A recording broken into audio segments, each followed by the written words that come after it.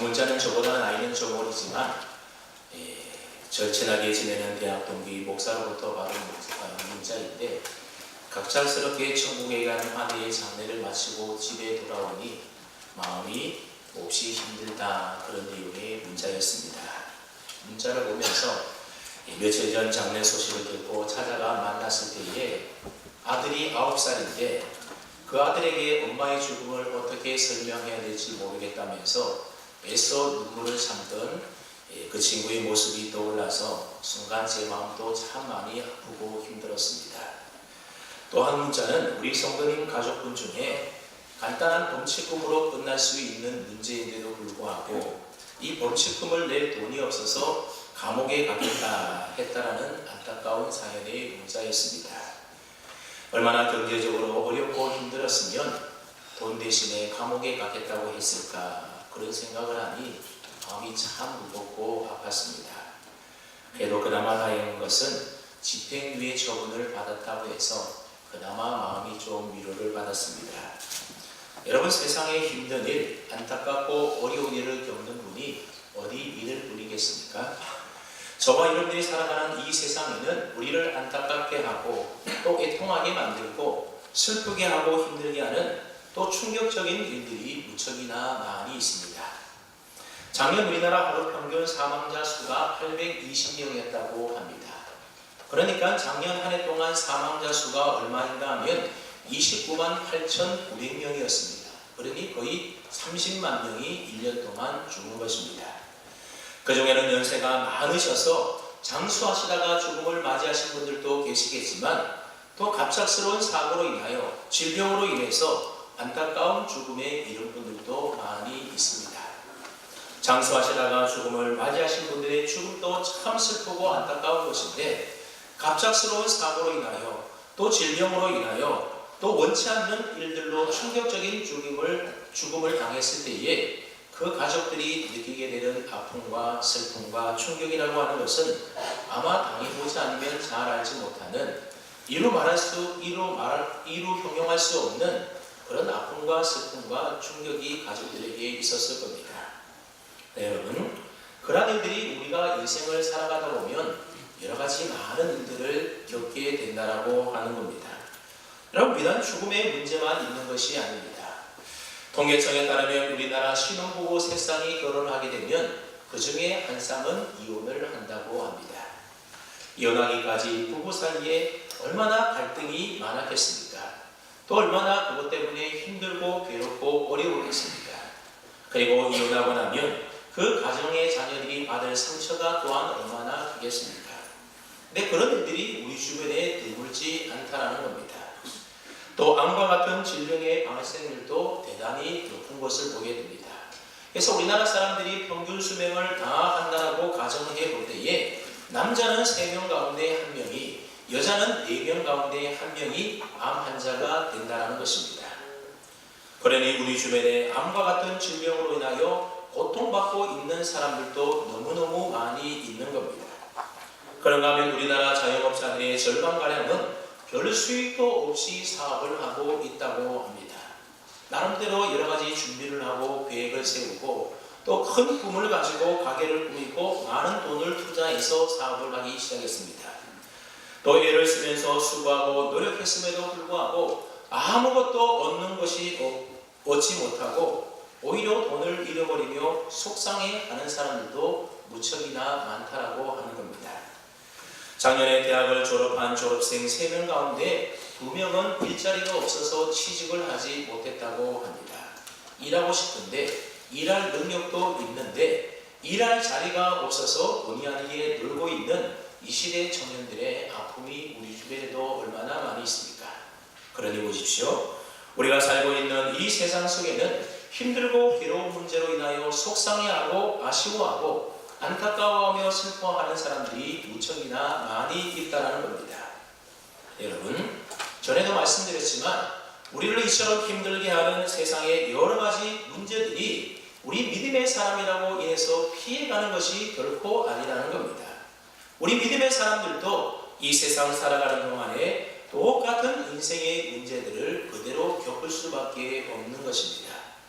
우리가 예수님을 믿는다고 해서 인생의 고난과 어려움 이런 것에서 예외일 수가 없는 것입니다.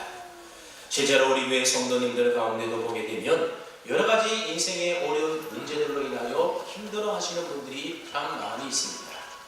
그 중에는 암으로 투병하시는 우리 성도님들도 있습니다.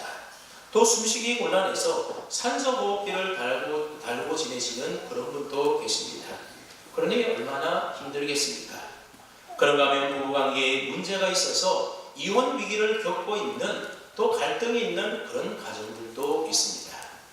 또 나름대로 많은 돈을 투자하여 열심히 땀 흘리며 사업을 했음에도 불구하고 뜻대로 계획대로 잘 되지 않아서 돈 잃고 사람 잃고 그래서 참 속상해하며 한숨 쉬며 쉬는 그런 분들도 우리 성도님들 가운데 있습니다. 그런가 하면 사랑하는 남편을 먼저 잃어버리고 아내를 먼저 떠나버리고 사랑하는 자녀를 잃어버린 해서 많이 힘들어했고 지금도 그 상처에서 잘 헤어나지 못하고 힘들어하는 그러한 성도님들도 계십니다. 그러니 보십시오. 믿음이 있는 사람에게도 인생의 여러 가지 어려움과 고난과 힘든 일들이 그래서 그 일로 인하여 애통해하며 한숨 쉬고 눈물 흘리는 일들이 많이 있더라는 겁니다. 그렇다고 한다면 여러분 하나님을 믿으나 하나님을 믿지 않으나 이렇게 똑같이 어렵고 똑같이 힘들다고 한다면 하나님을 믿어서 얻는 유익이라는 것이 없는 것이겠습니까?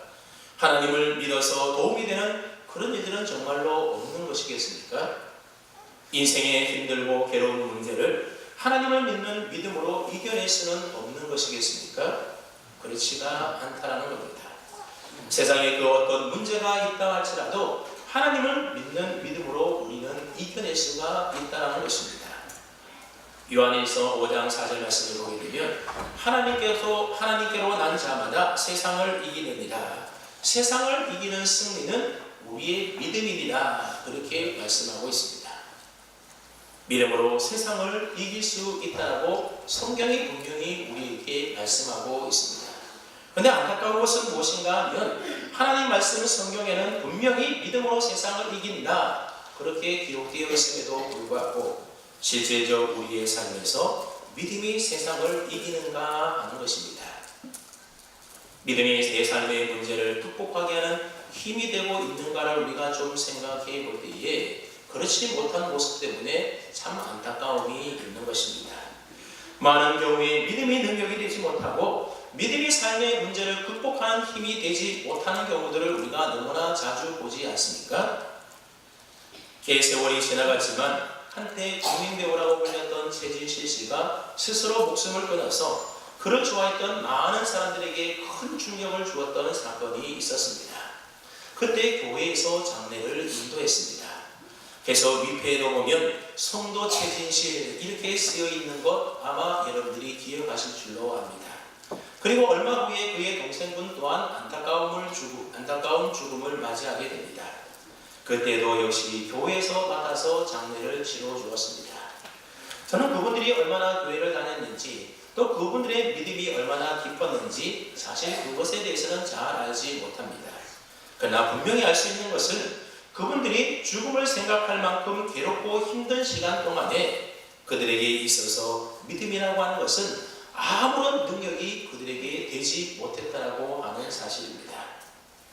여러분, 믿음이라고 하는 것이 우리가 괴롭고 힘들 때에 아무런 능력이 되지 못하고 그저 죽은 다음에 장례를 치러주는 그 정도이겠습니까? 결코 그렇지가 않다라는 겁니다. 죽을 사람을 죽지 않게 살리는 것이 바로 믿음의 능력이지 않습니까? 그런데 그 믿음의 능력이 우리의 현실에서는 제대로 잘 나타나지 않고 있다는 것이 바로 오늘 우리들의 문제인 것입니다. 그렇다면 오늘 저와 여러분들은 어떻습니까? 아마 여러분들 가운데도 분명히 남다른 어려움과 문제들로 인해서 정말로 죽을 만큼 괴롭고 힘들어 하시는 그런 분들도 계실 줄로 압니다. 그렇다면 그런 상황 가운데서 정말 믿음이 능력이 되어 나타나고 있느냐라는 것입니다. 믿음이 이 모든 위기의 상황을 이겨내고 계십니까? 만일 그렇지 못하다고 한다면 도대체 무엇이 문제이겠습니까? 우리에게 있는 믿음이라는 것이 그렇게 약한 것입니까? 이 물음에 대한 답을 하기 위해서는 우리가 먼저 한 가지 분명하게 정리해 두어야 할 것이 있습니다. 그래서 우리가 예수님을 믿음으로 얻게 되는 것이 무엇인가 라고 하는 것입니다.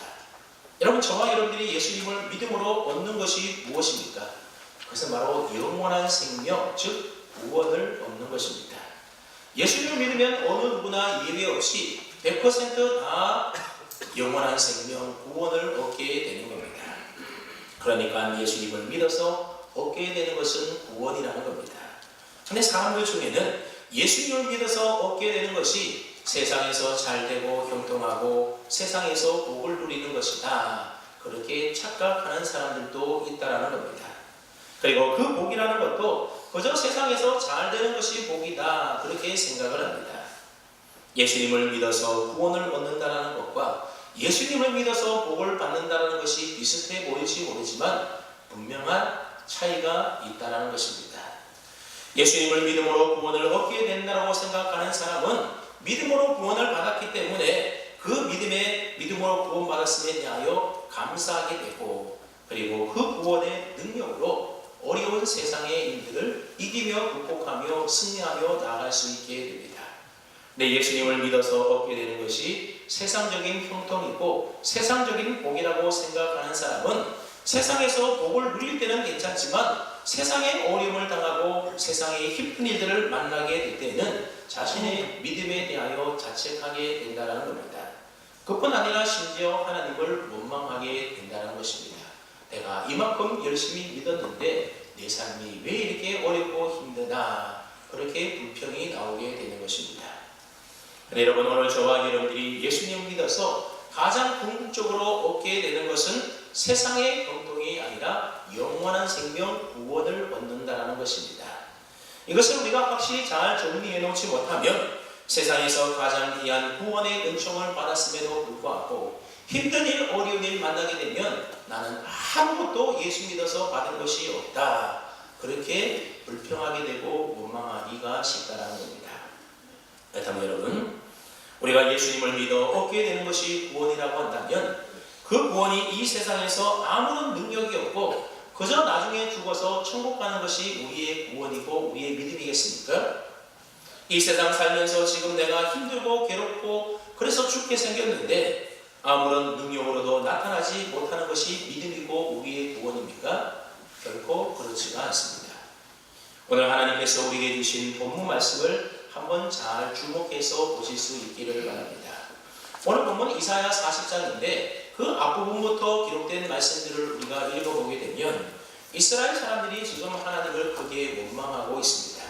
하나님, 우리가 이렇게 힘든데, 우리가 괴로워서 이렇게 죽게 생겼는데 하나님은 도대체 못하십니까? 하나님 어찌 이럴 수 있습니까? 그러면서 하나님에게 대하여 불평하고 원망한다는 겁니다. 사실 그들의 말대로 이스라엘 백성들은 지금 다 죽게 생겼습니다.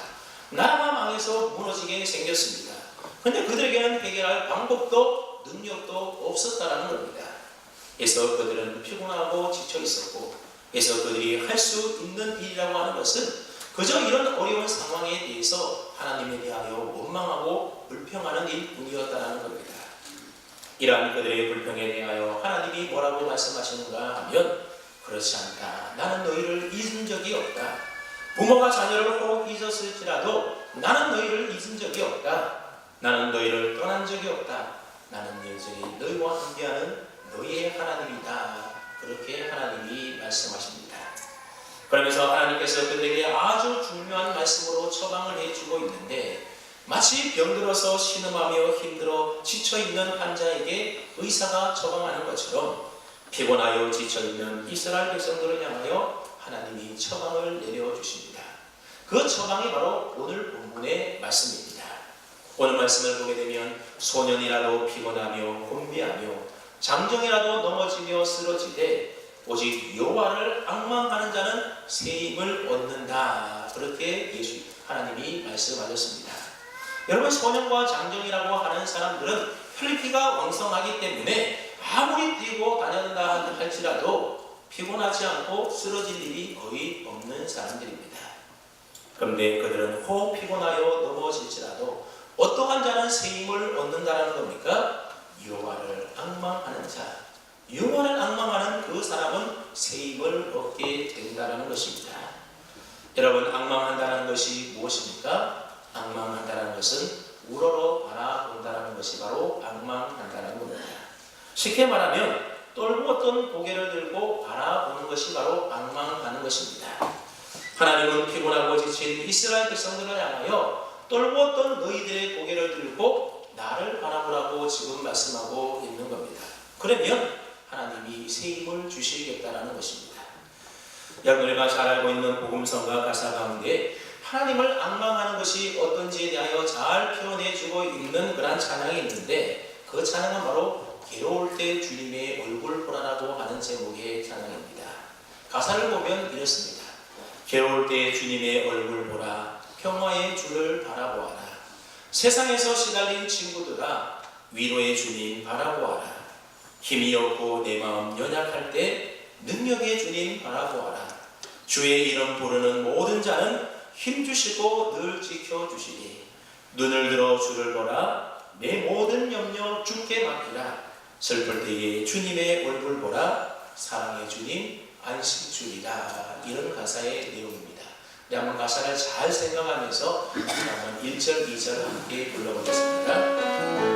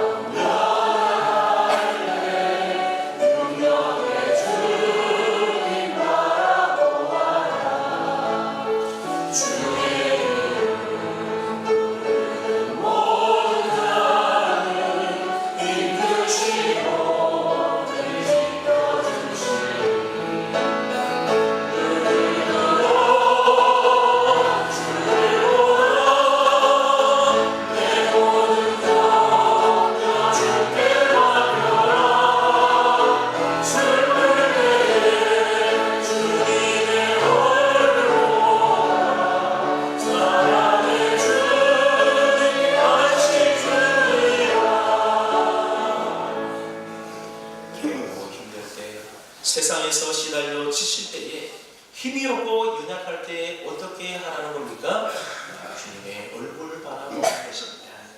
주님을 바라보면 힘을 얻고 위로를 얻고 안식을 얻게 해주시겠다고 말씀하고 있습니다. 여러분, 이것은 마치 태양열 지별판과도 같은 것입니다. 태양열 지별판이 태양을 향해 있게 되게 되면 에너지와 힘을 얻을 수 있게 되는 겁니다. 어떻게 에너지를 얻는지 우리가 다 설명할 수는 없지만 분명한 사실은 태양열 지별판이 태양을 향하여 있을 때에 힘과 에너지를 얻게 된다는 겁니다. 이스라엘 사람들의 문제가 무엇이었는가 하면 그들은 고개를 떨구고 하나님을 바라보지 않고 하나님을 앙망하지 않았다는 겁니다. 나를 바라보고 내 힘과 계획을 바라보고 세상을 바라보고 세상에 누가 나를 도와줄 힘 있는 사람이 없는가, 그런 나라가 없는가, 그렇게 결국 세상도 바라보다가 결국 피곤하고 지쳐서 쓰러지게 되었다는 겁니다. 여러분, 하나님을 바라보라고 하는 말씀은 오늘 본문에만 나오는 말씀이 아닙니다. 시편 42편 말씀에 보게 되면 내 영혼아 내가 어찌하여 낙심하며 어찌하여 불안해하는가. 너는 하나님을 바라라. 하나님께 소망을 두라. 하나님을 바라고 하나님께 소망을 두라고 말씀하고 있습니다. 또 히브리서 12장 2절 말씀에 보면 믿음의 주여 또 온전케 하시는 이 예수를 바라보자, 예수님을 바라보자고 이야기하고 있습니다. 왜 예수님을 바라보자고 하는가 하면 그 다음 3절 말씀에 보게 되면 너희가 피곤하여 낙심하지 않기 위하여 죄인들이 이같이 자기에게 고역한 일을 참으신 자를 생각하라. 예수님을 바라보고 생각하라, 그런 말입니다. 여러분, 왜 예수님을 바라보고 왜 예수님을 생각해야 됩니까?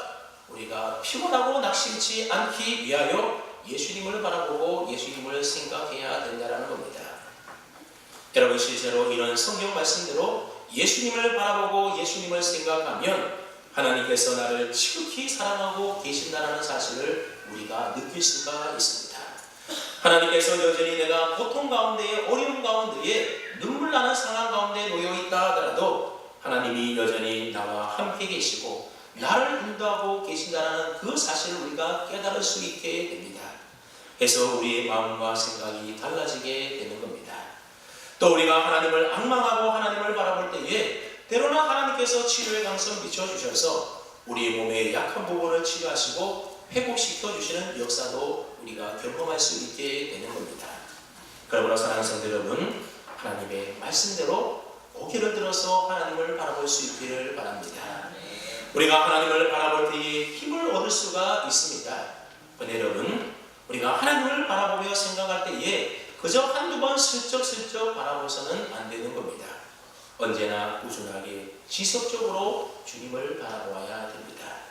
좋을 때에, 평안할 때에, 잘되고 형통할 때만 바라보는 것이 아니라 어렵고 힘들고 지치고 쓰러져서 연약할 그때도 우리는 주님을 바라보아야 하는 겁니다.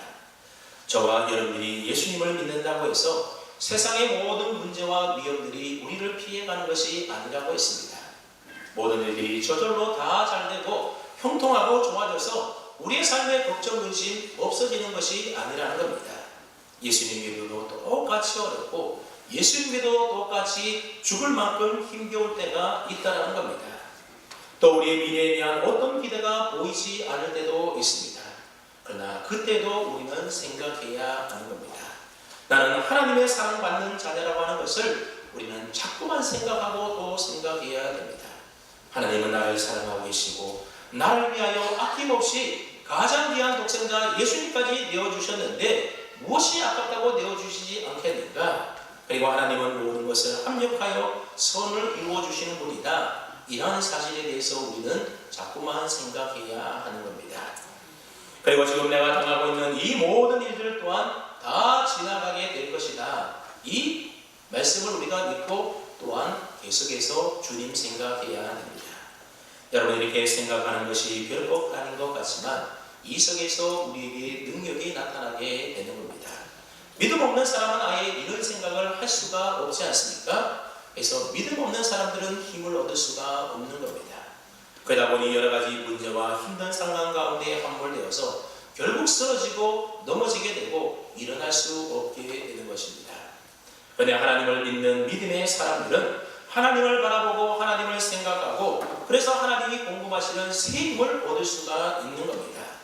여러분, 우리가 설교 전에 불렀던 찬송 저 높은 곳을 향하여, 그 찬송과 가사를 보게 되면 험하고 높은 이 길을 싸우며 나아갑니다. 그런 가사가 있습니다. 여러분, 우리가 가는 천국길이라고 하는 것이 천국길이라고 하는 것은 계속해서 무엇인가와 싸우며 나아가는 길이라고 하는 것입니다. 무엇과 싸우며 나아가는 길입니까?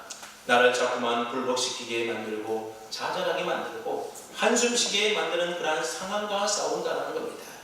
자꾸만 흔들리고 약해지는 그런 내 마음과 싸우는 것입니다.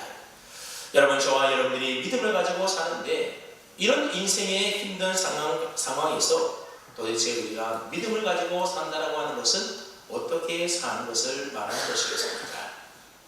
믿음으로 산다는 것은 이 세상 속에서 힘들어 죽을 것과 같은 그런 상황 속에서도 하나님을 믿는 그 믿음 때문에 힘을 얻어서 하루하루 싸우며 천국을 향하여 나아가는 그런 삶을 살아가는 것을 의미하는 것입니다. 그렇게 하루하루 싸우며 나아가다 보면 우리는 마침내 천국에 이르게 될 것입니다.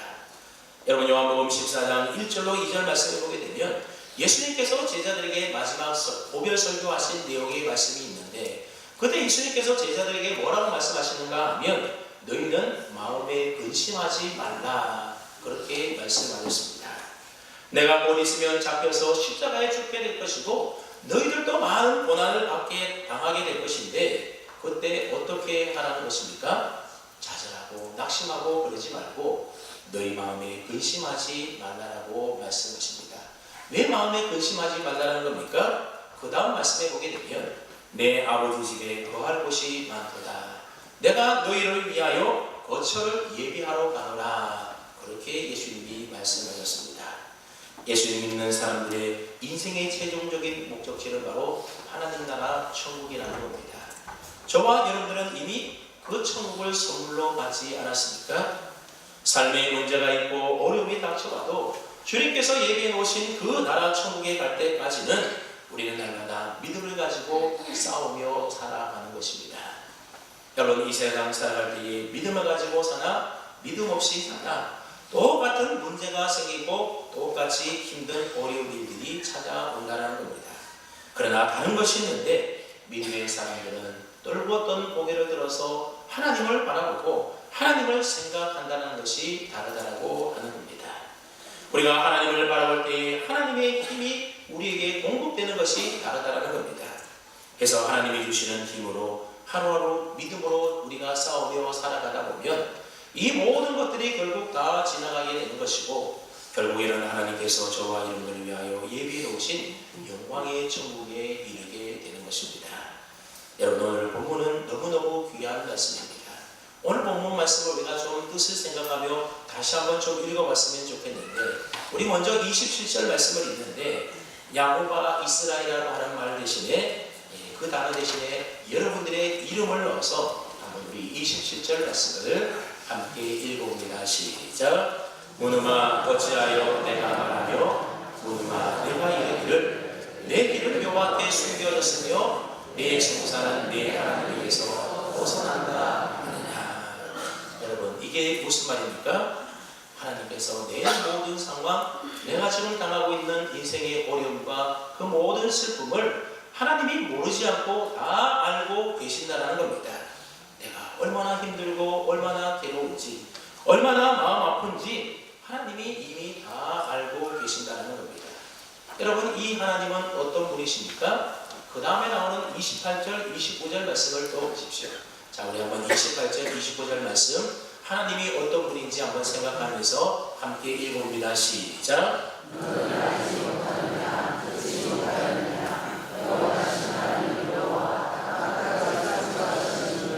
피곤하지 않으시며 곤비하지 않으시며 명철이 한이 없으시며 피곤한 자에게는 능력을 주시며 무능한 자에게는 힘을 더하시나니. 아멘. 여러분, 사람은 피곤하고 지치고 한없이 무능한 존재이지만 하나님은 어떤 분이시라는 겁니까? 하나님은 천지 만물을 창조하신 하나님, 그 하나님은 피곤치 아니하시고 능력이 한이 없으시기 때문에 피곤한 자에게 능력을 주시고 무능한 자에게 힘을 더하여 주시는 분이라는 겁니다. 그래서 어떻게 하라는 겁니까? 31절 말씀을 또 보십시오. 오직 여호와를 앙망하는 자는 새 힘을 얻으리니 독수리가 날개치며 올라감 같을 것이요 다른 박질하여도 곤비하지 아니하겠고 걸어가도 피곤하지 아니하리로다 말씀하고 있습니다. 어떻게 하라는 겁니까? 피곤한 자에게 능력을 주시고 무능한 자에게 힘을 더하여 주시는 그 하나님을 앙망하라는 것입니다. 고개를 들어서 힘써 하나님을 바라보고 그 하나님을 깊이 생각하라는 겁니다. 지금 내가 처한 내 삶의 현실과 문제만 바라보지 말고 또 내가 실수하고 잘못한 그런 것만 생각하지 말고 능력이 한이 없으신 하나님, 그래서 나에게 힘과 능력을 더하여 주시는 그 하나님을 바라보고 생각하라는 겁니다. 그러면 어떤 일이 우리에게 있다라는 겁니까? 마치 독수리가 날개치며 올라감 같은 그와 같은 일들이 있을 것이라는 겁니다. 여러분, 독수리가 땅에 있을 때는 참새나 독수리나 별로 다르지 않습니다. 크기만 다를 뿐입니다. 그러나 독수리가 날개치며 올라가게 되면 달라지게 된다는 겁니다. 독수리가 날개치며 높은 곳에 올라가게 되면 땅 아래 세상을 다 내려다볼 수가 있습니다. 땅 아래서는 보이지 않던 것들도 이제는 다 보이게 됩니다. 땅 아래서는 겉으로 높아 보이던 우리나라에서 가장 높은 빌딩이라고 하는 123층 롯데월드 타워도 다 눈알에 조그맣게 보여서 아무것도 아닌 것처럼 보인다는 겁니다. 여러분, 우리가 하나님을 악망하면 이와 같이 된다는 것입니다. 독수리가 날개치며 높이 올라가는 같이 우리도 높이 올라가서 믿음의 눈으로 우리의 상황을 내려다보게 되는 것입니다. 그래서 전에는 죽을 일일 줄 알았는데 죽을 일이 아니라는 것을 깨달아 알게 되는 겁니다. 믿음의 눈 없이 땅에서 올라와 볼 때는 심각한 문제인 줄 알았는데 믿음의 눈을 가지고 높은 곳에서 내려다보니 심각한 문제로 보이지 않게 되는 겁니다. 실패인 줄 알았는데 실패가 아님을 알게 되고, 하나님이 나를 떠나신 줄 알았는데 여전히 하나님이 나와 함께 계신다는 것을 우리가 보게 되는 것입니다. 그래서 여호와를 악망하는 사람은 하나님이 능력 주시고 세임 더하여 주셔서 그런 믿음의 높은 차원에서 내 삶의 문제를 바라보고 그래서 싸워 승리하며 이길 수가 있는 것입니다.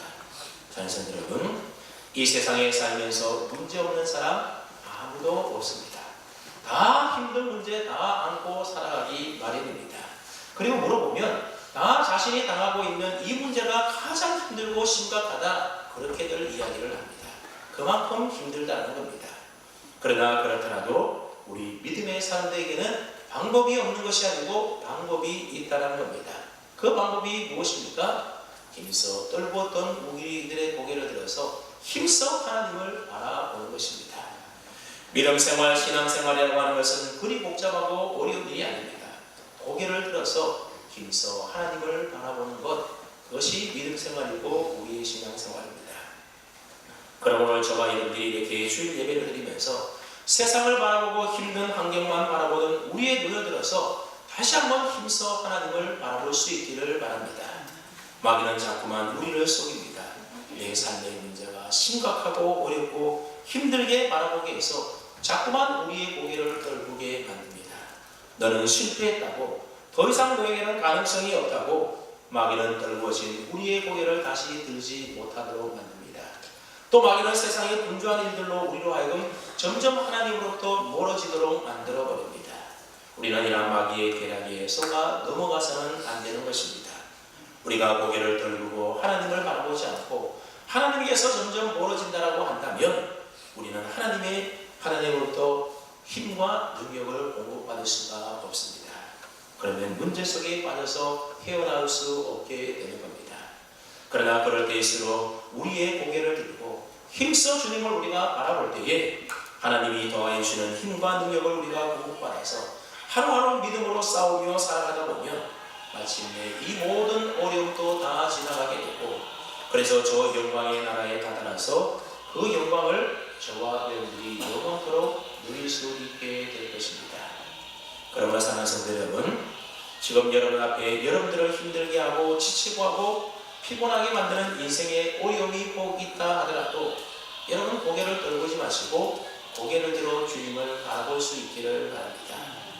그러면 피곤한 자에게 능력을 주시며 무능한 자에게 힘을 더하여 주시는 좋으신 하나님 아버지께서 독수리 날개치며 올라간 같은 힘과 능력을 분명히 저와 여러분들에게 더하여 주실 것입니다.